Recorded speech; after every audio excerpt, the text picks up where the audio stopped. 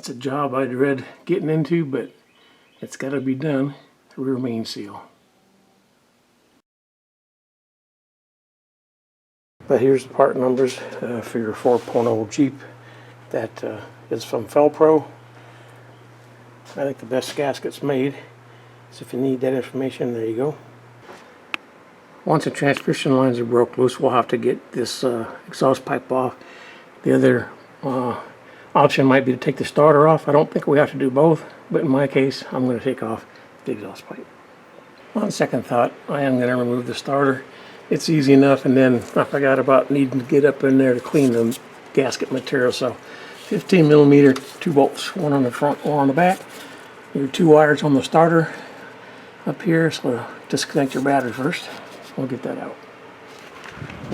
Since you have to take off these 2 brackets here, one for the transmission line and this side for the bracket that holds the exhaust pipe on, you might as well just take this whole thing off.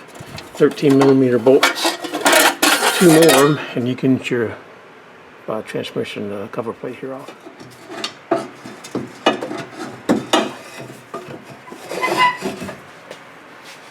Next is this control, or the steering dampener.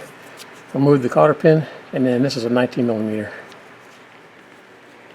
Alright, the book says to remove the lower mounts for your shocks, because what we're going to do now is jack up the Jeep and let the axle hang down lower, lifting the body up away so the pan clears the front axle.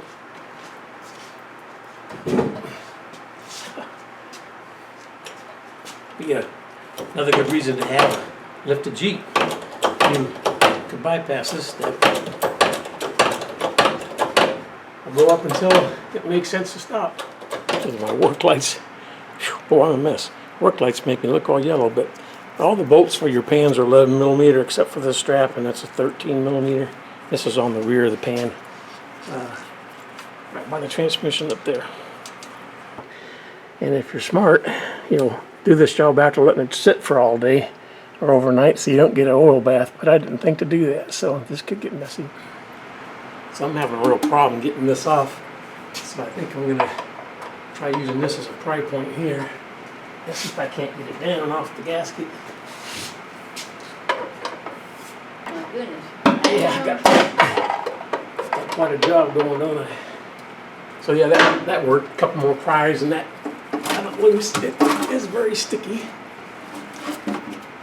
So hopefully now with everything out of the way,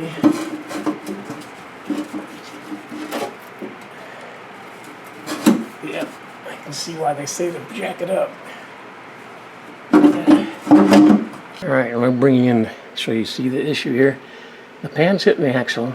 The Jeep is jacked up as high as it can go. The wheels are about ready to come off here, so I can't go any higher. And I just lack that much. I missed the money shot, but bringing the Jeep back down a bit actually changed the dynamics where you can pull the pan out. So I was up too high. So lesson learned there. Alright, there's 232,000 miles on this Jeep, and probably not the best routine of preventative maintenance prior to my ownership, but we'll take care of that from here on in. So not too bad overall. Later model XJs with the 4.0 liter have a bridge type configuration that you have to take off. I was expecting that here, but it's not installed, so it's going to be easier. I just have to get to the main cap now. These 2 bolts, so I get to our rear main seal. Yeah, a little scalding on my bearings. Again, probably not the best oil change routine. Not much I can do about it now. So anyway, here's this is the cap, your rear main cap. Orientate your seal so that it matches the grooves off. It'll become obvious to you, but next challenge is to get this upper seal to rotate. And I actually found if I use the end of a file, you can see how, maybe you can see that. Anyway, that fills up pretty good, and the other side is, it's protruding out now. I can get a light to you. Alright, so you can see the seal starting to protrude out, so we can get pliers now and pull that. Try to get you guys some light, put you in a place where you're not in the way. and still get the job done. Anyway, it's kind of dark, I know. Pull this in a, I don't know, half moon shape, I guess, because that's the way it wants to come out. Don't want this to break up in there and then you can't get it.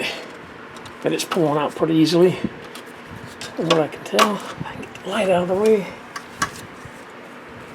Yeah, it's coming out pretty good. Of course, you probably can't see.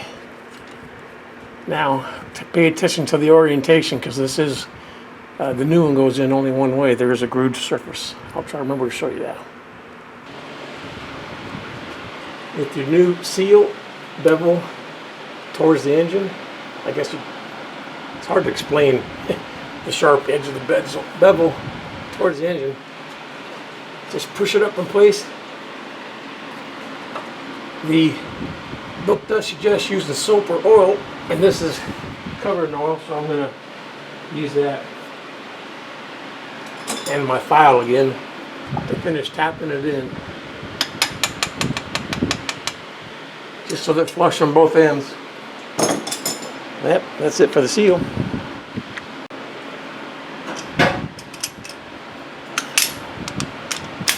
Main cap in place, it's 80 foot-pounds.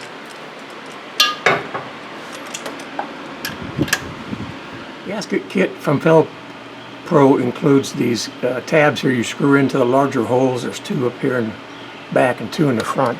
And what those do is hold your gasket in place up on the engine. That way you can wrestle with this pan, because believe me, it's not easy.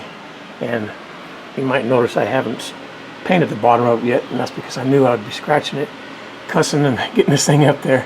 But it's in place now. I'm starting to run down the screws.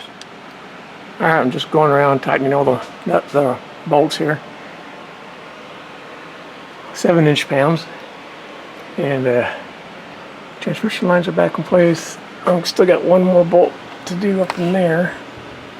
I'll get that in a minute. And I put on the inspection plate for the converter there.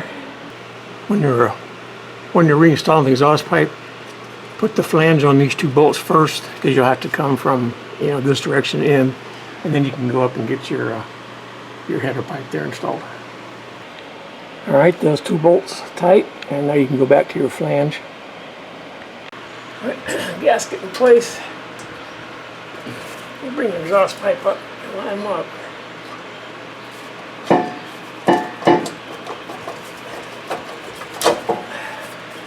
All right, tighten your nuts down.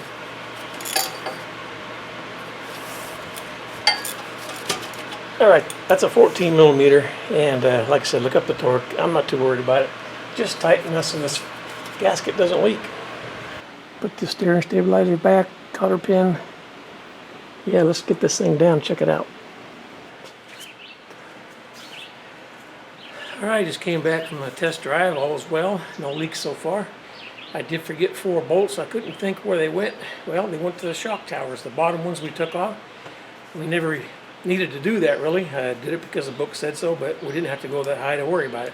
So clunked them down the road. I figured out pretty quickly I forgot those nuts. Anyway, besides that, all's well. And you can see I'm a mess. This is not an easy job, even with the lift.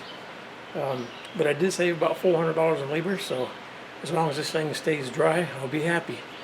Thanks y'all for hanging out. I'll see you in the next video.